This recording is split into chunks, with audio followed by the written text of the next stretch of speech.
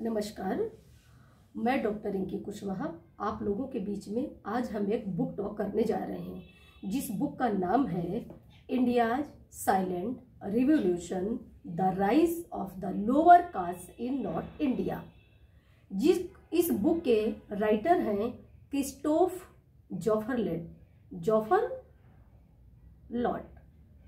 जोफरलॉट एक प्रसिद्ध फ्रांसीसी राजनीतिक वैज्ञानिक और समाजशास्त्री हैं जो दक्षिण एशियाई अध्ययन विशेष रूप से भारतीय राजनीति, समाज और राष्ट्रीयता के क्षेत्र में विशेषज्ञता के लिए जाने जाते हैं। वे पेरिस स्थित साइंसेस पो के सेंटर फॉर इंटरनेशनल स्टडीज सीरी में सीनियर रिसर्च फेलो हैं, जो लंदन के किंग्स कॉलेज में भारतीय राजनीति और समाजशास्त्र के प्रोफेसर हैं। जोफरलॉट के शोध मुख्य रूप से भारत में जाति, धर्म, हिंदू राष्ट्रवाद और लोकतंत्र जैसे विषयों पर केंद्रित है। उनकी प्रमुख कृतियों जैसे the Hindu nationalist movement and Indian politics और India's silent revolution, the rise of the lower caste in North India ने भारतीय सामाजिक राजनीतिक परिदृश्य को वैश्विक स्तर पर समझने में महत्वपूर्ण योगदान दिया है। वे संपादक और टिप्पणीकार के रूप में भी सक्रिय हैं, जो दक्षिण एशियाई मुद्दों को अंतर्राष्ट्रीय दर्शकों तक प्रभावी ढंग से पहुंचाते हैं। अब मैं आपको ये बताना चाहती हूँ कि यह जो किताब है यह बहुत ही चर्चित किताब है। यह किताब उन सभी लोगों को जरूर पढ़ना चाहिए जो मुख्य रूप से सामाजिक न्याय की लड़ाई अभी तक लड़ रहे हैं। उनको जानने के लिए और समझने के लिए इस बुक से अच्छी किताब मेरी नज़र में कोई और नहीं है।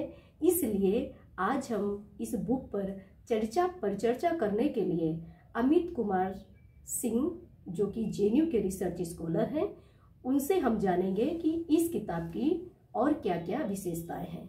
तो अमित जी, हमारे मंच पर आपका बहुत बहुत स्वागत है और मैं उम्मीद करती हूँ कि हमारे सभी प्रश्नों का जवाब आप बहुत तटस्थता और ईमानदारी के साथ देंगे। तो मेरा सवाल पहला आपसे ये है अमित जी कि अभी तक आपने इनकी कितनी किताबों को पढ़ा है? देखिए, बहुत ही ज़रूरी सवाल और ज़रूरी किताब भी है जो आपने बुक टॉक का बात किया कि इस पर हम लोग परिचर्चा करेंगे। तो इनकी पहले भी हमने बहुत सारी किताबें पढ़ी हैं, जैसे इसमें भी वो मेंशन है आपने जो बताया कि इंडिया में जो नेशनलिस्ट मूवमेंट है वो किताब भी हमने पढ़ा है। रिसेंटली एक इनका किताब हमने पढ़ा, इंडिया में जो कास्ट सिस्टम है उस पर पढ़ा। फिर अभी एक मोदी जी पर भी इन्होंने किताब लिखा है, उसको भी हमने पढ़ा। और इन सारी किताबों में काफ़ी इनका लिटरेचर है। और जब जब यहाँ पर कास्ट की बात होती है, कम्युनिटी की बात होती है, नेशनलिज्म की बात होती है, या उस तरह की पॉलिटिक्स की, जिस तरह से मोदी जी का इलेक्शन हुआ 2014 में, उस इलेक्शन के बाद से भी ये लगातार इंडियन पॉलिटिक्स पर लिख रहे हैं। तो रेगुलर इनका इंडियन एक्सप्रेस या जो भी रिप्यूटेड यहाँ के न्यूज़पेपर्स हैं उसमें उनका आर्टिकल भी हमेशा आते रहता है, ठीक है। लेकिन उन सभी में से सबसे इम्पोर्टेंट किताब हमको ये किताब लगी, इंडियाज साइलेंट रिवॉल्यूशन। और इसका ये थीम ही दिए हैं, India's silent revolution, the rise of the low caste in North Indian politics, Christophe Jaffrelot. और ये किताब जब हमने पढ़ा तो मतलब मैं ये एग्जैजरेट नहीं कर रहा हूँ, लेकिन जब ये किताब मैं पढ़ रहा था तो ये मैं केवल पढ़ नहीं रहा था, मतलब एक ऐसी किताब थी। बहुत सारी किताबों को मैं 2 हफ्ते में पढ़ लेता हूँ, लेकिन ये किताब लगातार मैं 2 महीने से पढ़ रहा हूँ। और जब मैं ये पढ़ रहा था तो ऐसे लग रहा था कि इस किताब के सारे सीन हमारे सामने चल रहे हैं। मतलब ऐसे लगता था कि मैं इस किताब को जी रहा हूँ। मतलब एक ऐसा किताब जिसको मतलब लोग सजेस्ट करते थे और मैं सोचता था कि मैं इसको पढ़ूंगा, क्या ऐसा इस राइटर ने इस किताब में लिखा है जो इतनी खास है, खास करके सामाजिक न्याय को समझने के लिए। इंडिया का जो पॉलिटिक्स है 90 के बाद, मतलब जिसमें कहा जाता है कि रिजर्वेशन लागू हुआ, किस तरह से ओबीसी असर्टिव हुए, जिनकी आवाज कभी नहीं सुनी जाती थी, आज वो सत्ता के केंद्र में आ गए। और उस राजनीति को अगर किसी को समझना है तो इस किताब से बेहतर किताब हमें अभी तक नहीं मिली। और जो इनसाइट्स इसमें दिया हुआ है, कोई भी चीज ऐसा नहीं है कि किसी चीज से प्रभावित होकर के, डेटा के आधार पर इन्होंने जो बातें कही हैं कि कैसे इंडिया में एक रिवॉल्यूशन होता है और वो साइलेंटली होता है। वो 1947 का जो आजादी हमें मिला अंग्रेजों से, उससे कहीं बड़ा ये रिवॉल्यूशन था जो किसी ने, इंडिया के किसी ऑथर ने, किसी राइटर ने, किसी पॉलिटिशियन ने उस तरह से नहीं देखा जैसा कि इस फ्रांसीसी राइटर ने देखा, जिनको हम क्रिस्टोफर जेफरलोट कहते हैं। और मैं इस किताब से बहुत प्रभावित हूं और बहुत सारा इंसाइट हमको मिला है इस किताब से, आज के पॉलिटिक्स को एनालाइज करने का, कैसे हम पॉलिटिक्स को एनालाइज करें। मतलब जैसे एक आप एग्जाम्पल के तौर पे ऐसे समझिए कि मीडिया कुछ और हमको बताती है कि इलेक्शन में ऐसे हुआ, इलेक्शन का रिजल्ट इस वजह से हुआ। इस किताब को पढ़ने के बाद हम उस पर विश्वास नहीं करके हम ये देखते हैं कि आखिर उसके अंदर का क्या कारण रहा होगा। ये इंसाइट, यह इन्वेस्टिगेटिव एक तरह से कहिए कि थॉट करने का, विचार करने का जो पावर मिलता है वो इस किताब से हमको मिलता है। इसलिए मैं कहता हूं कि ये किताब सभी को पढ़ना चाहिए जो इस देश की राजनीति को, उसकी दशा को, उसकी दिशा को समझना चाहता है। उस हर व्यक्ति को इस किताब को पढ़ना चाहिए। बहुत अच्छा आपका जवाब रहा। अगला सवाल मेरा आपसे ये है कि इतनी किताबों के पढ़ने के बाद आपको यही किताब क्यों पसंद आई? ऐसा क्या खास है इस किताब में? क्या आप इसके बारे में मुझे बता सकते हैं? हाँ, बिल्कुल बता सकते हैं। जैसे मैं ये जरूर कहना चाहूंगा, एक दो पॉइंट मैं इसमें केवल कहूंगा। ये किताब हमको इसलिए भी पसंद आई, मतलब एक तो ये चीज होती है, जैसे इंडियन राइटर्स की जब हम किताब पढ़ते हैं, हम ये नहीं कह रहे कि इंडियन राइटर्स अच्छे नहीं लिखते हैं, लेकिन ये वैसे चीजों को सामने लाता है जो मोस्टली जो किताबें होती हैं, जैसे नेशनलिज्म पे कोई किताब लिखी जाएगी तो वो लिखी इसी पर्सपेक्टिव से जाएगी कि मतलब हमारे यहाँ नेशनलिज्म इस रूप में रहा है, इतना बढ़िया से रहा है। मतलब कहीं भी क्रिटिकल इन्वेस्टिगेशन, एक आलोचनात्मक इन्वेस्टिगेशन किसी भी विचार का, विचारधारा का हमें उन किताबों में नहीं मिलता। दूसरी बात, वो ज्यादा से ज्यादा मतलब बिना एविडेंस के बातों को कहने का प्रयास करते हैं, जो सोसाइटी में अंडर करेंट होता है, जिसको कोई नहीं देख सकता। वो लेखक का काम होता है उसको सामने लाने का, उसको जो साक्ष्य होते हैं उसके आधार पर बताने का कि देखिए राजनीति में ऐसे चल रहा है। जो सरकारें थी वो सरकारें, कुछ राइटर्स होते हैं कि सरकार के गुणगान में ही पूरी उनकी राइटिंग और जिंदगी चली जाती है। उस किताब से हम उब चुके थे, हमको कुछ नया चाहिए था। और ये किताब ये नयापन बता रही थी कि जो इंडिया है, उस इंडिया को जो ऊपर से दिखाया जाता है कि India is a great India, अब बड़ा, सबसे बड़ा डेमोक्रेसी है, यहाँ बहुत बड़ा कॉन्स्टिट्यूशन लागू हुआ है, यहाँ के प्राइम मिनिस्टर का ऐसा विजन था, कांग्रेस पार्टी ऐसी थी। उन सारे, आप ये कहिए कि उन सारे ब्लाइंड फेथ को, शुरू में हमको भी ऐसा ही लगता था, लेकिन इस किताब को जब ने हम परत दर परत उखाड़ना शुरू किए, पढ़ना शुरू किए, तो लगा कि हम कितने मिसपरसेप्शन में जी रहे थे। हमारे अंदर जो भरा गया था वो सारा गलत एडुकेशन भरा गया था।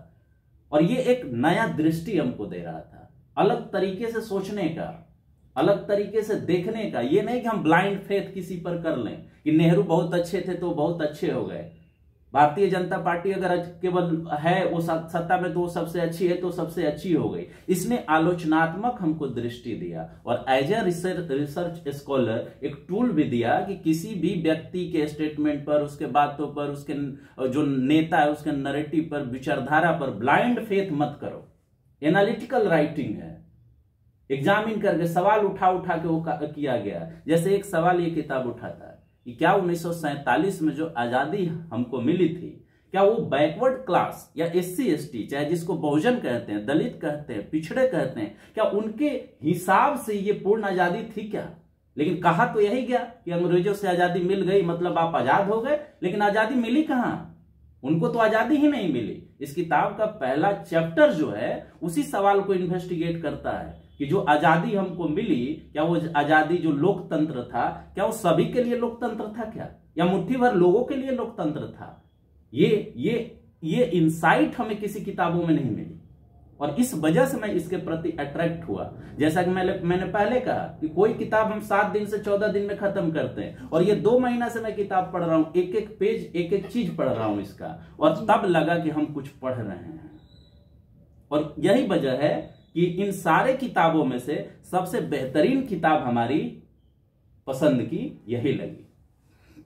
चलिए, बहुत अच्छा आपका जवाब रहा। अब चलते हैं, थोड़ा सा बुक की बात कर लेते हैं, थोड़ा डीपली कि एक्चुअल में इस बुक के अंदर क्या है। तो इसका हम पहला पार्ट देखते हैं। मेरा अगला सवाल आपसे अब यही होगा। पहले पार्ट में इसके हम देखते हैं कांग्रेस इन पावर या India as a conservative democracy. आप इसको किस रूप में देखते हैं? जी, बहुत बेहतरीन सवाल। और हमने कहा था कि जो किताब का स्कीमा है, इसको स्कीम में हम कहते हैं कि किताब को कैसे अरेंज किया गया। देखिए कितना ब्यूटीफुली सबसे पहले ही इस चैप्टर, इस पार्ट में सवाल उठाया गया है, और सवाल में यह पूछा गया कि Congress in power in India और कॉलन कंजर्वेटिव डेमोक्रेसी। आप समझिए, आज तक किसी राइटर ने यह सवाल कांग्रेस पार्टी पर इंडिया में नहीं उठाया होगा। और ये कहते हैं कि जो कांग्रेस पावर में रही अभी तक ना, वो चाहे नेहरू के टाइम में रही हो, इंदिरा जी के टाइम में रही हो, वो एक कंजर्वेटिव डेमोक्रेसी थी। मतलब आप समझिए कि डेमोक्रेसी के ही सवाल पर इन्होंने सवाल उठा दिया। और ये इस चैप्टर में, इस पार्ट में जब आप उठा के देखिएगा तो इसका की आर्गुमेंट ये है कि जो इंडिया में कांग्रेस पार्टी की सरकार बनी, इसके बैकग्राउंड में आपको ले जाते हैं और कहते हैं कि इंडियन नेशनल कांग्रेस जो थी, जो पार्टी थी, जो पार्टी के लीडर थे, वो ऑटोमेटिकली कंजर्वेटिव लोग थे। उनका झुकाव दक्षिणा पंथ की तरफ था। चाहे वो गांधी की बात आप उठा लें या ओवरऑल एक नेहरू की बात, ये कहते हैं कि वो लिबरल जरूर थे, लेकिन उनका पूरा का पूरा पॉलिटिक्स, चुनाव जीतने का तौर तरीका एलिटिस्ट था।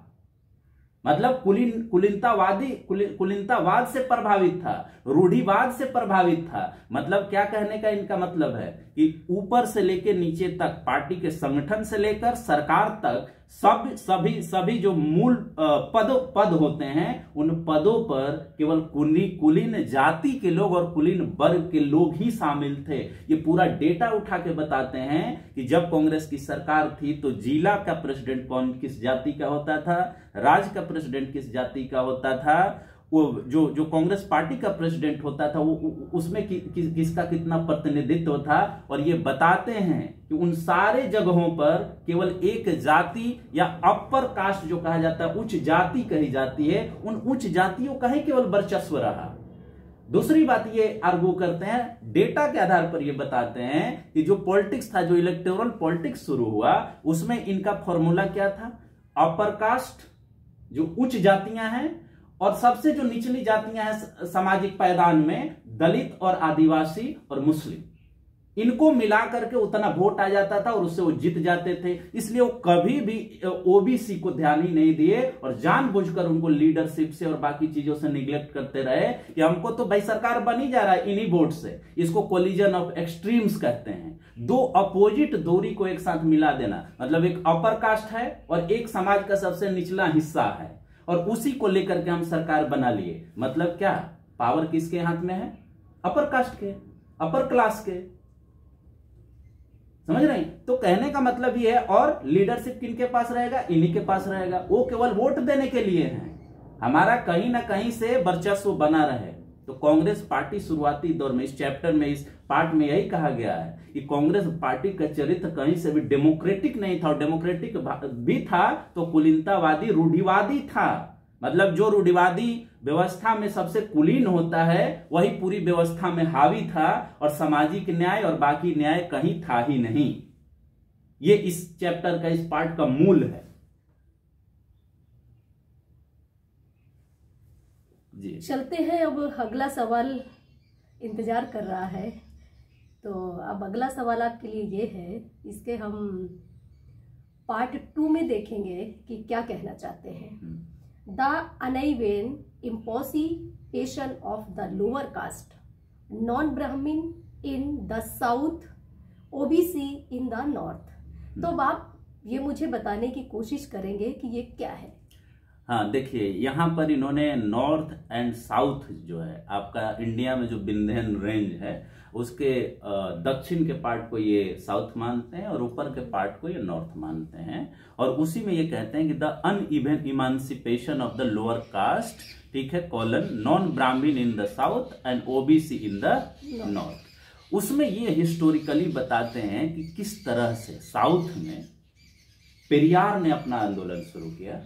1920 का ये हवाला देते हैं। उससे पहले के हिस्टोरिकल फैक्ट्स को बताते हैं कि कैसे अंग्रेजों ने वहां के लोअर कास्ट को शासन और प्रशासन में प्रतिनिधित्व देने का प्रयास किया। यहीं पे मैं ये बताना भी चाहता हूं कि क्यों आज साउथ आपसे आगे है। इसी में वो आर्गुमेंट मिलता है कि शुरू से ही जो ओबीसी एससी एसटी नॉन ब्राह्मण थे उनको सत्ता और संसाधनों में वहां के प्रशासन ने जगह दिया, जिसके बदौलत आज नॉर्थ से साउथ बहुत आगे है। सामाजिक न्याय का ये प्रतिबिंब है।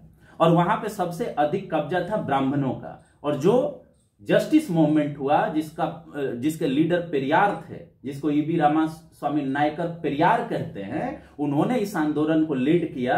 और 1920 आते आते ये वहां पर हो गई कि यहां पर 80% अगर मान लीजिए कि ओबीसी एसटी है तो सारे संसाधनों में 80% रिप्रेजेंटेशन उनका होगा। यही एग्जाम्पल ये महाराष्ट्र में देते हैं, जहां पर ये ज्योतिबा फुले के बारे में बताते हैं कि ज्योतिबा फुले ने आर्यों को आक्रांता बताया, विदेशी बताया, और राजा बलि और उनके खानदान को जो अनार्यों को रिप्रेजेंट करते थे उनको उन्होंने मूल निवासी का दर्जा दिया। वही मूल निवासी, उसी मूल निवासी या आदिवासी की जो आप बात करते हैं और एक बड़े दायरे में जब देते हैं तो आज जो बहुजन शब्द है ये बहुजन शब्द ज्योतिबा फुले ने दिया था। बाद में उसको कांसीराम ने, अंबेडकर ने उसको आगे बढ़ाया। बहुत सारे लोगों को ये बात नहीं पता है। और यही उनका कंट्रीब्यूशन था ज्योतिबा फुले का कि साहू जी महाराज उनको गुरु मानते थे और उन्हीं के इन्फ्लुएंस पर उन्होंने वहां पर जो दलित पिछड़े थे, मराठा उस समय शूद्र माने जाते थे, उनको वहां पर रिजर्वेशन उन्होंने दिया। ये बताने की यहां कोशिश हो रही है। साहू जी महाराज ने अंग्रेजों के हेल्प से वो सारे स्कीम उनके लिए लागू किए और ब्राह्मणों का जो वर्चस्व था उसको उन्होंने खत्म किया। दूसरी तरफ ये बता रहा है कि नॉर्थ इंडिया, जिसको हम काऊ बेल्ट भी आजकल कहते हैं, और बीमारू प्रदेशों में भी हम दर्जा लाते हैं इनका, यहां पर ये बताते हैं मदन मोहन मालवीय के बारे में और मोतीलाल नेहरू के बारे में कि ये दोनों ब्राह्मण थे इलाहाबाद के। और इनका ओरिएंटेशन, खास करके मदन मोहन मालवीय का ओरिएंटेशन ये था कि नहीं, और कांग्रेस में रह करके, ये भी ध्यान रखिए, कांग्रेस में रह करके हिंदुत्वा की ये पॉलिटिक्स करते थे। और ये चाहते थे कि जो वैदिक काल में व्यवस्था थी, वर्ण व्यवस्था, उस तरह से भारत राष्ट्र बने। यहां पर क्लैश यही था। साउथ इंडिया में क्या हो रहा था, सामाजिक न्याय की राजनीति हो रही थी, और नॉर्थ इंडिया में ब्राह्मणवाद को स्थापित करने की। ये यहां पर ये बताते हैं कि जो कांग्रेस के अंदर लोग थे वो भी हिंदुत्व के पोषक थे। वो नहीं चाहते थे कभी कि ओबीसी और एससी एसटी पावर में आ जाए। और लंबे समय तक ये देखा जाता है 1990 तक कि वही पैटर्न चलता रहा। वही बात कहें हैं कि the uneven इमांसिपेशन of the lower caste in North India. OBC की बात उन्होंने किया। ओबीसी के पॉलिटिक्स को पूरी तरह से नॉर्थ इंडिया में नकार दिया गया। उनका कोई एग्जिस्टेंस भी है या नहीं है, उसके एग्जिस्टेंस को ही नकार दिया गया। लेकिन साउथ में इसके उलट हुआ। क्यों हुआ ये बताते हैं। वहां सोशल मूवमेंट हुए, सामाजिक आंदोलन हुए, वहां के नेताओं ने इस मुद्दे को उठा करके सत्ता पाने का वो मुद्दा बनाया, और इस वजह से जस्टिस पार्टी आई। डीएमके बाद में बनी, जिसको द्रविड़ मुनेत्र कशगम कहते हैं। आज का एआईडीएमके, डीएमके सब उसी की ओरिजिन है, वहीं से ओरिजिन उनका हुआ है। और वो राजनीति है, वो मूवमेंट है। गांधी से डिफर करके पेरियार ने कहा कि नहीं, इनका रिजर्वेशन इंश्योर करना होगा। जो कहा जाता है ना कि जो द्रविडियन कल्चर है, ये नया नरेटिव दिया गया ब्राह्मणवाद के खिलाफ में। और यह वजह है जिसकी वजह से साउथ आपके इतना आगे है और नॉर्थ इंडिया इतना पीछे है। इसी एम्बिग्यूटी को यहां पर वो बताते हैं कि साउथ क्यों इतना आगे है। लोग एकदम सिंपल लॉजिक दे देते हैं आजकल, कहीं पूछिएगा उनसे कि कहां वो आगे है, वो इसलिए आगे है क्योंकि वो रिजर्वेशन शुरू से दिया, उसने सोशल मूवमेंट को सपोर्ट किया, वहां के जो शासक थे उन्होंने सपोर्ट किया, पॉलिटिशियन ने किया। उसी डिवाइड को इसमें बताते हैं और ये बताते हैं कि किस तरह से ओबीसी के रिप्रेजेंटेशन को, उनके पॉलिटिक्स को, उनके सामाजिक न्याय को नॉर्थ इंडिया में हिंदुत्वा की आड़ में पूरी तरह से दबा दिया गया। उसी का नतीजा है कि बिहार, यूपी और इन उत्तरी क्षेत्रों में जो ओबीसी है, एससी एसटी है, उसका रिप्रेजेंटेशन नेग्लिजिबल है। यही वजह है कि ये पिछड़े राज्य हैं, यही वजह है कि इनको बीमारू कहा जाता है। इसी चीज को ये दिखाते हैं इस पार्ट में, जो कि काफी इंसाइटफुल है। सबको ये डेटा आधारित एनालिसिस देखना चाहिए। बिल्कुल जी। बहुत ही अच्छा जवाब रहा आपका। अब चलते हैं, अगला सवाल हमारा आपका इंतजार कर रहा है, तो देखते हैं कि अगला सवाल क्या है। कोटा इन पॉलिटिक्स एंड किसान पॉलिटिक्स, कंप्लीमेंटारिटी और कंपटीशन। हम आपसे ये जानना चाहेंगे कि ये क्या है। जी, बहुत ही इम्पोर्टेंट ये सवाल है और इसमें मैं खास करके जेफरलोट का जो हम दूसरा किताब पढ़ते हैं, इंडियन कास्ट सिस्टम पर जो आधारित है, काफी बड़ा किताब है, वो भी बल्कि है, 900-1000 पेज का है। तो इसमें जैसे लिखा हुआ कोटा पॉलिटिक्स एंड किसान पॉलिटिक्स, कॉम्प्लीमेंटरिटी एंड कंपटीशन, इसमें दो तरह के पॉलिटिक्स का जो इमर्जेंस होता है इंडिया के अंदर, और खास करके 90 से पहले, 1990 में जब मंडल कमीशन लागू किया गया उससे पहले, और खास करके इसमें जिक्र आता है चौधरी चरण सिंह का। वो एक जाट थे, ठीक है, यूपी के मुख्यमंत्री भी रहे, बहुत मशक्कत के बाद वो मुख्यमंत्री रहे, बहुत उसके पीछे की बहुत बड़ी कहानी है। तो यहां पर ये दिखाने की कोशिश करते हैं कि जो कोटा पॉलिटिक्स चल रहा था, आप जानती हैं कि सबसे पहला जो ओबीसी कमीशन बना था वो काका कलेलकर आयोग था। उसको बड़ी मतलब पॉलिटिकल आप कह सकते हैं चालाकी से उसको नहीं लागू होने दिया गया। उस समय के होम मिनिस्टर थे, वो कहते थे कि हम तो समाजवाद ला रहे हैं, इस वजह से सामाजिक न्याय की कौन सी बात है। उन्होंने खारिज कर दिया पूरे काका कलेलकर आयोग की रिपोर्ट को कि ओबीसी को रिजर्वेशन की जरूरत ही नहीं है, ये अपने आप में सामाजिक अन्याय था, बहुत बड़ा अन्याय। तो ये बहुत बड़ा अन्याय था। और ये कोटा पॉलिटिक्स उसी समय से चल रहा है, ये नहीं है कि आजादी के बाद ये शुरू हुआ। 1920 के जब हम दशक में जाते हैं ना, तो त्रिवेणी संघ बना था। आज के जनरेशन को नहीं पता है कि त्रिवेणी संघ क्या था, उसके पूरे इतिहास को दबा दिया गया है, उसका डॉक्यूमेंट आपको नहीं मिलेगा, जैसे बुद्धिस्टों का डॉक्यूमेंट आपको नहीं मिलेगा। त्रिवेणी संघ के पूरे डॉक्यूमेंट को दबा दिया गया है। और ये त्रिवेणी संघ का कंसेप्ट कब शुरू हुआ था? 1885 में जो कांग्रेस बनी, तो कांग्रेस के बाद जो इसमें गरम दल आया, जैसे बाल गंगाधर तिलक, उनका 17 में पब्लिकली स्टेटमेंट था कि ये ओबीसी एससी एसटी को पढ़ने लिखने की क्या जरूरत है। ऐसा मतलब आप कह सकती हैं कि इंसल्टिंग लैंग्वेज उस समय के फ्रीडम मूवमेंट के लोगों का था, जबकि कांग्रेस का एक धड़ा यह कहता था कि सबसे पहले सामाजिक सुधार आंदोलन होना चाहिए। लेकिन जो कांग्रेस का नेतृत्व था वो अपर कास्ट लेड था, डोमिनेटेड था, वो कभी नहीं चाहता था समाज सुधार आंदोलन। और इस वजह से कोटा पॉलिटिक्स का राजनीति, हमने बोला कि 1920 में वहां पर जस्टिस पार्टी आ चुकी थी सत्ता में, मद्रास प्रेसिडेंसी में, उसने रिप्रेजेंटेशन और आरक्षण लागू कर दिया उसी समय। अब सोचिए 47 से पहले पेरियार ने कोटा पॉलिटिक्स को आगे बढ़ाया, साहू जी महाराज ने बढ़ाया, लेकिन इसके इतिहास को नकारने वाले ये कहते हैं कि नहीं, ये तो 90 का पॉलिटिक्स है, जबकि ये 1947 से पहले ही राजनीति शुरू हो गई थी। लेकिन आजादी के दौरान इस राजनीति को पूरी तरह से दबा दिया गया इस नाम पर कि हमें अंग्रेजों से आजादी चाहिए, इसलिए सामाजिक न्याय का मुद्दा कोई मुद्दा ही नहीं है। बाद के दिनों में ये कोटा पॉलिटिक्स फिर से रिवाइव होता है, किसान पॉलिटिक्स रिवाइव होता है। किसान पॉलिटिक्स को कुछ समय तक यह भी देखा गया कि जो कोटा पॉलिटिक्स है, क्योंकि कोटा पॉलिटिक्स कास्ट पर आधारित था, सामाजिक और शैक्षणिक पिछड़ापन पर आधारित था, तो कोटा पॉलिटिक्स को कुछ समय तक देखा गया कि जो डोमिनेंट कास्ट है, जो डोमिनेंट कास्ट हैं, ये उनका पॉलिटिक्स है। जैसे हरियाणा और यूपी में जाट, बिहार में भूमिहार, तो जिनके पास ज्यादा जमीन था तो वो क्या कोशिश किए कि ये जाति जाति पर जो बात हो रही है ना, सामाजिक न्याय को, इसको पूरी तरह से कमजोर कर दिया जाए और एक नया आइडेंटिटी बना करके हम किसान पॉलिटिक्स करें। इसने सामाजिक न्याय के आंदोलन को पूरी तरह से कमजोर भी किया था। लेकिन ये देखिए, मजेदार बात ये है कि चौधरी चरण सिंह का नाम ये जिक्र करते हैं किताब में। बाद में आते आते चौधरी चरण सिंह जब केंद्र की सत्ता में आते हैं, उप प्रधानमंत्री बनते हैं, होम मिनिस्टर बनते हैं, तो धीरे धीरे वो किसान पॉलिटिक्स से कोटा पॉलिटिक्स की तरफ आकर के उसको सपोर्ट करने लगते हैं, क्योंकि उनको वोट चाहिए था। और वोट यही लोग देंगे, उनको अपर कास्ट वोट नहीं देगा उनको पिछड़ा वर्ग ही।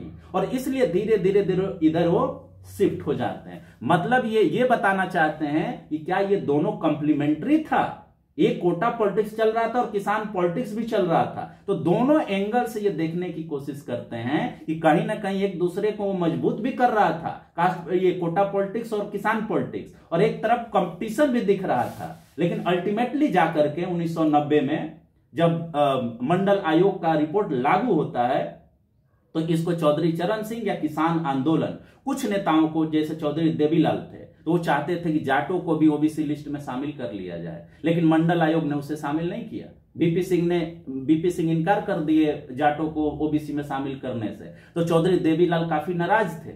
बाद में इसको रामविलास पासवान ने लागू कराया। उस एंगल को ये रखते हैं और अल्टीमेटली ये पता चलता है कि किसान पॉलिटिक्स और कोटा पॉलिटिक्स एक दूसरे को सपोर्ट करने लगा, तब जब 1990 में भारतीय जनता पार्टी ने बीपी सिंह की सरकार से सपोर्ट वापस ले लिया और कमंडल का राजनीति उछाल दिया, मंदिर बनाने का, जो बाबरी मस्जिद का मुद्दा था, ताकि जो मंडल की पॉलिटिक्स है वो कमजोर पड़ जाए। और तब जब ये एहसास हुआ इन लोगों को कि अगर मंडल की पॉलिटिक्स कमजोर पड़ेगी तो हमारा वोट खिसकेगा और भाजपा की राजनीति आगे बढ़ जाएगी, मतलब कमंडल की, हिंदुत्वा की, तब ये दोनों जाकर के कॉम्प्लीमेंट्री हो जाता है, एक दूसरे को सपोर्ट करने लगता है। यही बात कहने की कोशिश करते हैं ये राइटर इस चैप्टर में, इस पार्ट में। जी, बहुत अच्छा आपका जवाब रहा। अब चलते हैं अगले सवाल की तरफ। पार्ट 4 में देखेंगे क्या बात करते हैं। ये कहते हैं कि the upper caste political domination on trial the Congress the BJP and Mandal. इसके बारे में आप क्या कहना चाहते हैं? देखिए, ये कंक्लूडिंग पार्ट है, ये पार्ट 4 है, और इस पार्ट में बड़ा फैंटास्टिक तरीके से वो कहते हैं, और यहीं पर इसका इसेंस छुपा हुआ किताब के नाम का। जैसे ये कहते हैं कि इंडिया साइलेंट रिवॉल्यूशन, तो इसका मतलब एक मुक्त क्रांति की तरफ वो इशारा कर रहे हैं, और वो मुक्त क्रांति की तरफ इशारा करने का मतलब ये है कि किस तरह से धीरे धीरे धीरे जैसे ही डेमोक्रेसी यहां आया, तो शुरुआती दौर में ये कंजर्वेटिव डेमोक्रेसी रहा, जैसा कि पार्ट 1 में इन्होंने कहा है। लेकिन बाद में धीरे धीरे जैसे जैसे शिक्षा मिली, जैसे जैसे सामाजिक आंदोलन हुए, जैसे जैसे कोटा पॉलिटिक्स आगे बढ़ा, किसान पॉलिटिक्स आगे बढ़ा, लोग अवेयर होने लगे, धीरे धीरे लोगों के कम्युनिटी में उनके नेता पैदा होने लगे और बताने लगे कि आपका हक क्या है, संविधान क्या कहता है, आपके संख्या का मतलब क्या है, संख्या का मतलब क्या है,